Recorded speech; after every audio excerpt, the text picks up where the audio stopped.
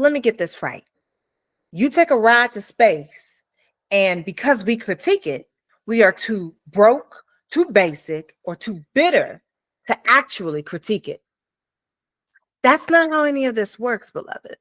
So we are going to talk about Gayle King, the space jump, and why asking, have you ever been to space, is not the clap back that she thinks it is. We're going to unpack ego, elitism, and a little thing that you might remember called affluenza. Here we go.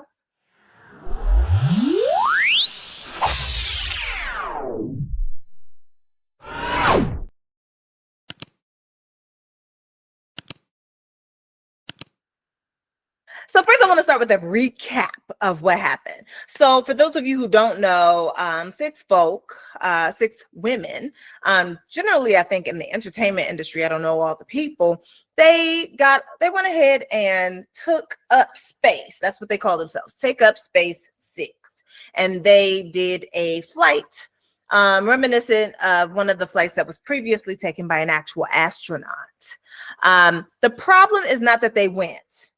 The problem is what they expected on the back end and the way that they're reacting to what they actually got. The focus for me is on Gayle King, because post-flight, she made the comment of, have you ever been to space, as a remark, which for me was a wild take. Number one, the way that it was said and what she said, I saw another video say it basically sound like fighting words, but because it's calling us dumb and uninformed, and that if we had just informed ourselves, we would understand that this thing is so significant and so awesome, while still seeking our approval and applause for this jump. Now, she gets to be disappointed, but we don't have to accept asshole behavior on the back end because someone is feeling disappointed. There's a difference between being a space tourist and being an astronaut. You have to have scholarship in the field. She even said that you can't train for weightlessness, which shows her to be uninformed, because vomit comet exists. It's a way, it goes up and down, so that you experience moments of weightlessness, so that you can train for it. The thing is, astronauts do train for everything they can before they go, being under the water, being above and in the sky. They do everything they can before they get to space. Furthermore, this took up space. This little PR stunt took up space, and it's like an attempt to change the narrative, to praise a man who wants to put trash into the atmosphere. Amazon makes enough money to be able to afford better business practices, and not just for the environment, right? But also for the many employees who are employed there. Now, the other piece of this is that she called us calling it a ride. She said, that's just sexism. It's hateration, holleration in this dancery, okay? And the thing is, it's called accuracy. It's not sexism. It's not hateration. It's called accuracy. Evoking sexism to me is much like Major saying that, oh, it's racism. It's like maybe the call is coming from inside the house. Your behavior, your responsibility, your accountability, your culpability is what people are talking about. And if you don't take accountability, responsibility, and culpability, then it's easy to blame something else, and instead of looking at the full picture. I would also like to go ahead and mention there have been women astronauts, and blank ones at that. Now, for me, the whole thing is that you got to consider why you went, but also why you think that the people are actually critiquing it. You have to sit in both. Now, therapeutically, I understand where she's coming from in some sense, right? My compassion knows no bounds. My empathy knows no bounds. And here's the thing. She mentioned feeling disappointed, that people were not more supportive, that people were hypercritical, and really that, she just feels disappointed by that. And the thing is, I note and acknowledge it. People feel the way that they feel about the things that we do. Now, here's the thing. When we are feeling a way, we can go into attack or defense mode, especially when we aren't being perceived the way that we would prefer to be. And I think that she may be in a sense of mourning, right? Because the expectation and the reality are incongruent. She expected applause and praise and got a lot of criticism. It was like yes, we're happy that you came back safe, but none of us are impressed by your 11-minute ride.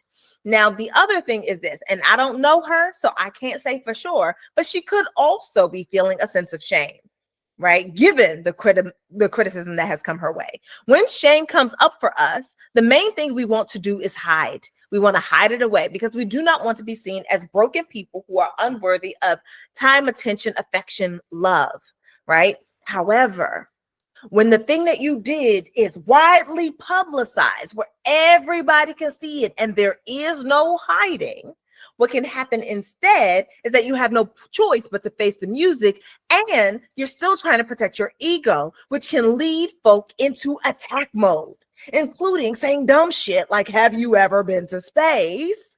To folk who cannot afford eggs, who are making life decisions at the pump, and who are worried that their good government job may be gone in the blink of one Cheeto dusted eye. She gets to have her feelings, and the rest of us, we get to have ours.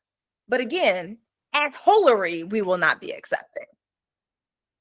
But let's take it back to affluenza real quick. So affluenza once was evoked mostly as a joke and as a way to get somebody off, because the idea that being affluent can be a sickness sounds ridiculous, except research shows that rich people tend to have, or rather tend to be lacking in compassion. And I would add that because they can be so insular, they can also lack basic awareness of things that are going on outside of their own rich reality. Money can alter your perception. It can make it, being surrounded with other people who have also maybe sold their integrity or humanity to the highest bidder for the comforts and connections that money and compliance can buy, can make it be that it feels normal, and it is thus normalized. Normalized ain't normal. And at some point, I would also say that we are all wanting to live our best lives. We all want the thing that is best for ourselves. And so we consider the ways in which what we're willing to give up, sometimes of our integrity. And this is for us, the everyday folk, right? In order to get the comforts that we so desire. And it does cost other people, right? When we are in a space of ridiculous levels of comfort, like indulgences upon indulgences, somebody else pays for it. The person is just usually not us. And we can look at this on the worldwide stage. But the point is this: anyone can do anything that they would like to do, but you will not always get what you are expecting from the experience that you just had. And further, we are not free from the consequences of our actions and our choices. So feel your feelings, but don't weaponize them. That's not space travel. It's an ego in orbit. We can hold space for disappointed and tell the truth about our choices, at the very least to ourselves. Because quite frankly, Gayle is a little bit too smart to be acting this obtuse. So what I'm hearing is hurt, not lack of knowledge, just hurt. So you can chase your dreams, and I hope that you do too. But dream big with your eyes open, because we choose what we do in this world, and it doesn't just shape us. It impacts the people who are watching, the people who are cheering, and the people who have their arms too full of their own problems and maybe a little bit too broke to clap for you. Those are a little bit of my thoughts on this take up space, jump, ride thing. And I want to hear from you. I want to know whether or not you believe our good sis are now astronauts. I would like to also know what your thoughts were on the take up space 6. My thoughts is that they did take up space, but it wasn't in the way that would get them any sort of applause or praise. Remember, hit me in the comments, but do so with discourse, not disrespect.